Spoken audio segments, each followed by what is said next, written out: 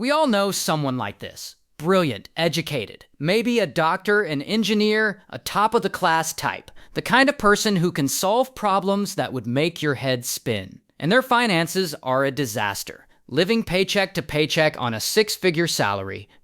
Falling for an obvious investment scam. Holding a losing bet for years out of pure stubbornness. It feels like a contradiction. Surely smart people should be better with money? But decades of research point to something stranger. Intelligence offers almost no protection against financial mistakes, and in a few specific dangerous ways, it makes them worse. Today, we'll unpack why. The two systems running your brain, the biases that quietly drain your accounts, and the uncomfortable reason a high IQ can be a financial liability. Most importantly, how to build guardrails your clever brain can't argue its way around. This is Money Mind Lab. To understand smart people's money mistakes, start with the most important idea in behavioral economics. Psychologist Daniel Kahneman won a Nobel Prize for work built on a simple model. Your mind runs two systems. System 1 is fast, automatic, and effortless. It's the gut reaction, the snap judgment, the feeling that happens before you've thought anything through. It runs almost all of your day. System 2 is slow, deliberate, and analytical. It's the careful reasoning you use for hard problems. It's powerful, but it's lazy and expensive. It burns energy, so your brain avoids using it whenever it can. Here's the catch, and it's the whole game. Your intelligence, the thing your degree measured, lives mostly in System 2. But the vast majority of your money decisions are made by System 1 before System 2 ever wakes up.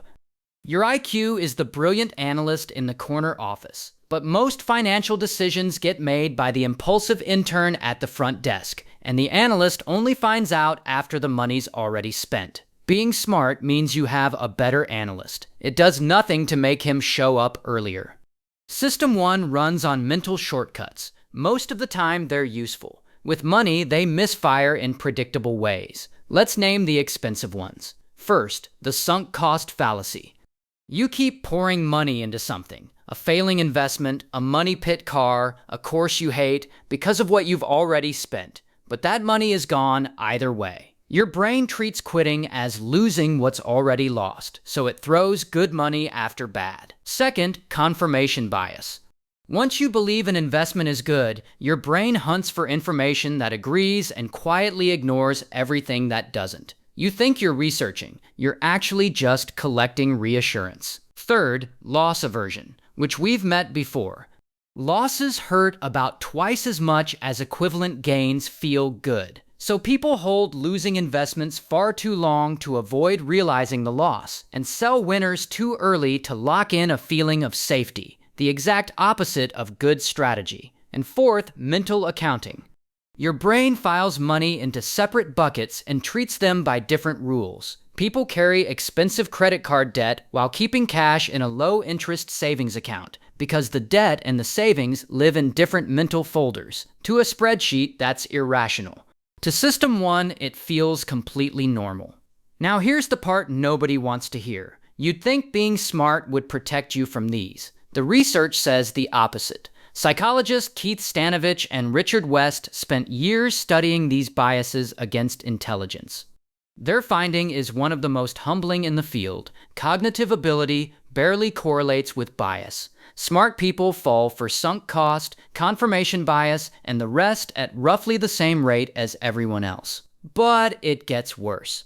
In follow-up work, they measured something called the bias blind spot, the ability to spot bias in others while missing it in yourself. And that blind spot didn't shrink with intelligence. If anything, it grew. The smarter people were more convinced their own judgment was objective. Think about why that's so dangerous. Your intelligence doesn't switch off System 1's bad bets. Instead, it gives System 2 a more sophisticated toolkit to justify them afterward. The smart person doesn't avoid the bad investment. They construct a brilliant, airtight, completely convincing argument for why the bad investment was actually genius. A less analytical person might just admit, I have a bad feeling about this. The smart person reasons their way past the bad feeling, straight off the cliff. Intelligence, pointed the wrong way, becomes a world-class rationalization engine. and nothing fuels that engine like the next trap. In 2001, finance researchers Brad Barber and Terence Odine studied the trading records of tens of thousands of real investors. The question, does trading more often make you more money? The result was brutal. The investors who traded the most earned the worst returns. Their overconfidence, the belief that they knew enough to time the market and pick winners, led to constant activity that quietly bled their accounts through costs and bad timing. The more sure they were, the worse they did. This connects to the famous Dunning-Kruger effect, but with a twist for smart people. The classic effect is about beginners overrating themselves, but genuine competence in one area, say being an excellent surgeon, creates a dangerous halo. The brain assumes expertise transfers. I'm brilliant at medicine, so I'm probably brilliant at investing too. It doesn't transfer. Markets don't care about your credentials.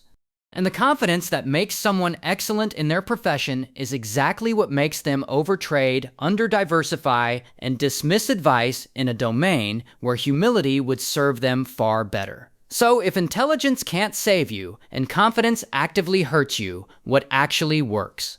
The answer is almost insultingly simple. You stop trusting your brain in the moment and you build systems instead. Number 1, use rules, not willpower or judgment. The smartest financial move is to remove in-the-moment decisions entirely. Automate your investing. Set rules in advance. I invest this amount on this date into this index, regardless of how I feel or what the news says. A rule made by calm System 2 beats a decision made by panicked System 1 every time. Number 2, actively seek the opposing case.